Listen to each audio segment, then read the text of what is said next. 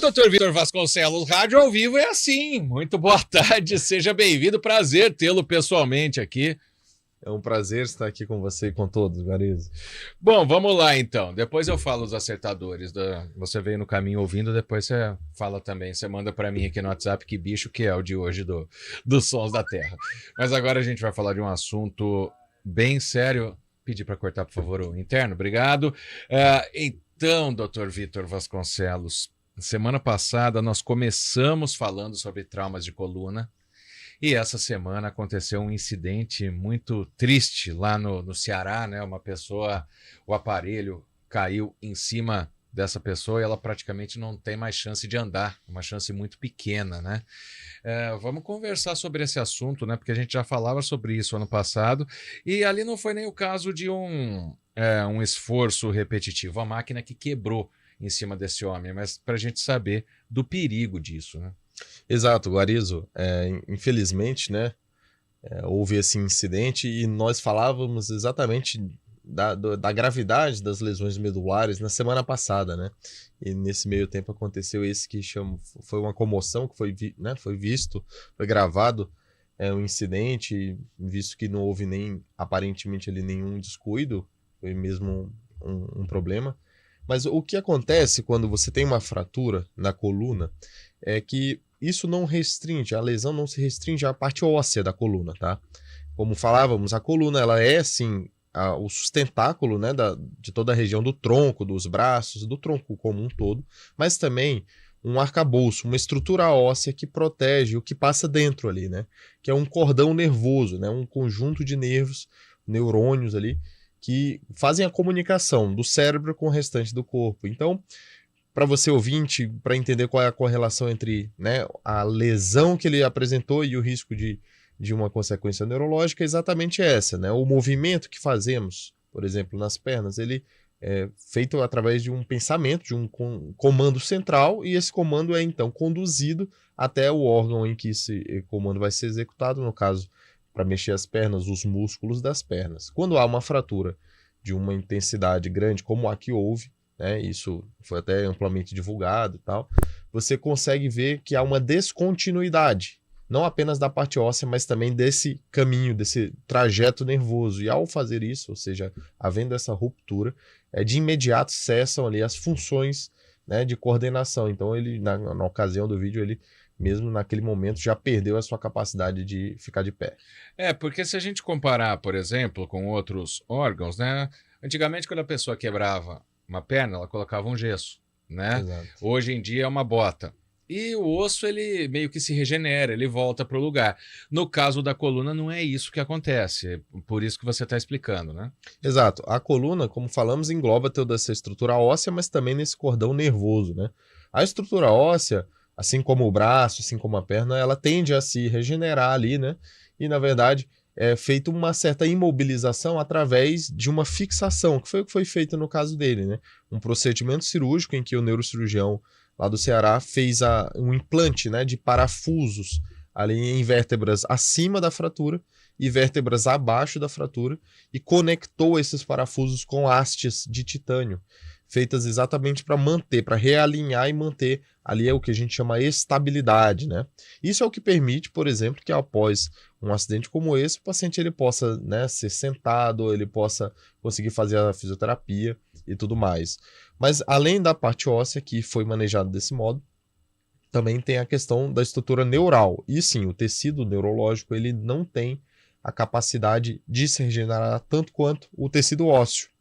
Isso é o que falávamos aí na semana passada. Pelo fato de ter uma capacidade de regeneração menor, é que são feitos esses estudos em que se observa o grau de recuperação, né? Para as lesões que tem um grau bem acentuado no momento da instalação, como aconteceu no caso dele, esse percentual de melhora, ou seja, da capacidade de o nervo se regenerar e fazer com que o paciente possa ter novamente alguma função perdida, é da ordem de 1% para fraturas torácicas quando há uma lesão medular completa, ou seja, quando abaixo daquele ponto o paciente não tem nenhuma percepção de sensibilidade nem a capacidade de mover logo após o trauma. Era aí que eu queria chegar, Dr. Vitor. geralmente é 1% de poder voltar a andar em praticamente todos os casos. Esse não foi um caso isolado, um azar que essa pessoa deu. Quando esse local é lesionado, fica muito difícil ter essa recuperação. Com certeza, né, uma parte do que você falou faz total sentido, principalmente em termos da localização, mas não é só ela que define isso, né? A localização, no caso, a coluna torácica, né, na transição ali entre a coluna que sustenta aqui as costelas e a parte mais baixa, que é a lombar, ela existe um trajeto um pouco mais estreito da coluna, então onde as fraturas normalmente podem causar consequências mais danosas. Mas além da característica da localização, o grau de lesão é que define também a possibilidade de recuperação. Então, aqueles que têm uma lesão muito grave, aquela que se instalou já, causando o dano permanente da sensibilidade e da movimentação entre 24 até 72 horas, mantendo-se assim, depois desse prazo, normalmente é uma lesão considerada de maior gravidade, né? E essa é que tem na ordem de 1% de chance de melhora espontânea. Lembrando só um detalhe, né? A gente na semana passada falava de uma tecnologia que estava em processo, né? Já chegou a ser testada exatamente para este público. Sim. Que já tem a lesão instalada definitiva, que não tem a função preservada, mas que nos estudos, ainda lembrando bem para quem não ouviu na semana passada, são estudos em fase experimental, são estudos em que um dispositivo é instalado na região do cérebro para captar, com uma espécie de sensor, captar as ondas elétricas que o nosso pensamento cria, né? Isso. Ao planejarmos o movimento, e se comunicar com outro sensor, que é colocado, né, diretamente sobre a medula, no ponto abaixo onde ela foi lesada, né, causando ali estímulos elétricos para que a medula volte a ter a sua função. Então, esse foi o estudo realizado com um paciente inglês, inclusive, que obteve êxito mesmo depois de 10 anos sem conseguir andar, mas volto a dizer, isso é animador, no entanto, ainda não tem aplicabilidade de fato, tá? Ainda é um ótimo sinal, a tecnologia caminha para isso e não deve ser muito distante, até porque já conseguiu instalação de dispositivos assim eficazes, mas ainda não tem, né, a portabilidade e uso clínico aprovado.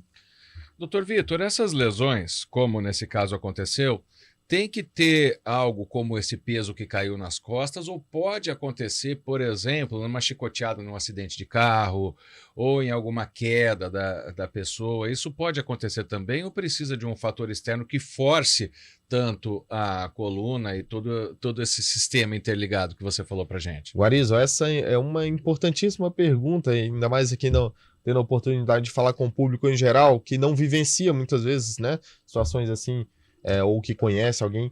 A gente vê que até mínimos traumas, dependendo da intensidade, da localização, da forma como acontecem, podem causar situações assim. Tanto é que esse tipo de acidente, envolvendo uma carga muito alta, naturalmente, né, causa uma comoção, até porque é um ambiente considerado relativamente seguro, controlado, de academia, né? Mas no Brasil a gente sabe que a causa mais comum ainda são os acidentes automobilísticos, principalmente os acidentes motociclísticos, mas outros incidentes que são menos frequentes, mas muitas vezes negligenciados, são os acidentes domésticos. Chama a atenção aqui, por exemplo, do mergulho em água rasa.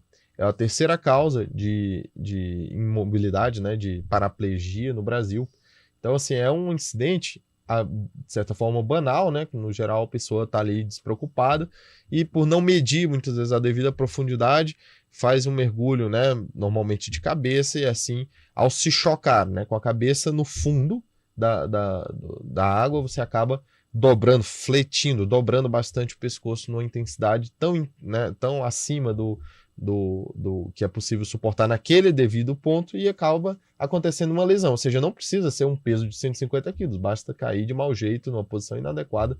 A nossa coluna, ao mesmo tempo que é forte, ela também é muito sensível, por ali transitar uma estrutura muito importante, como a medula. E falando em posição inadequada, também o pescoço, como você acabou de citar, é importantíssimo também, né? Porque, como eu citei o exemplo da chicoteada no caso de um acidente, ou numa queda brusca que a pessoa pode ter dentro de casa, numa escada, por exemplo, o pescoço é muito sensível também, interligando esse sistema. Perfeito. Guarizo, essa percepção da sensibilidade do pescoço se comprova do ponto de vista médico. As pontos de maior facilidade de lesão, ou seja, maior vulnerabilidade, são exatamente os pontos onde a coluna é mais móvel, onde ela está se transicionando para as porções mais rígidas da coluna, ou seja, bem na transição entre a parte mais móvel e parte mais mais imóvel da coluna, né? Então, para citar o seu exemplo, a gente consegue ver até situações, Guarizo, de traumas menores, como uma batida de carro leve, em que faz esse movimento de chicoteamento. Lembrando que o fator de risco em algumas condições em que há lesão, para esses casos, é já alguma doença degenerativa muito comum na população, ou seja, um estreitamento do caminho do nervo, e assim, o mínimo trauma faz com que a medula muitas vezes se choque na parte interna da coluna em si, da parte óssea, promovendo uma lesão. Então, essa é a importância, por exemplo, daqueles pacientes que, como a gente vem falando em outros programas, tem um problema de coluna crônico e descobre que já tem um estreitamento mais severo, torna ele alguém mais vulnerável, né? Doutor Vitor, mas a gente sempre fala aqui das causas, né? Agora a gente tem que falar também sobre prevenção para a gente fechar, né? Porque, claro que a pessoa que já está, né, que tem a tendência, né, genética, como você acabou de dizer, ela com fisioterapia, com tratamento, como ela pode evitar que se chegue a uma lesão dessa maneira? Aí a gente não está falando de acidente, obviamente, como o peso que caiu em cima daquele homem, que ele não tinha como, infelizmente, né, não tinha como prever. Mas para a pessoa que sabe que tem um problema de coluna, como proceder para evitar que algo mais sério aconteça? Exato. Em condições de trauma, naturalmente, a orientação é a prevenção. Isso, infelizmente, como o caso, foi totalmente inadvertido. Mas para aqueles que têm o fator de risco relacionado ao problema de coluna crônico, o principal é o diagnóstico precoce, né? Ou pelo menos o diagnóstico, já que muitas vezes a condição é mais crônica, não é tão precoce, mas é não negligenciar para os sinais do corpo, né, Guarizo? O paciente que eventualmente tem aí dores crônicas na coluna, seja na parte mais baixa aqui, região lombar ou no pescoço, e essa dor vai piorando com o passar do tempo, manifestando sintomas novos, como irradiação para os braços, são sinais de que pode haver uma consequência neurológica, né? E isso não necessita nem que aconteça nesse meio do caminho um trauma, né? Como a gente tem falado aqui.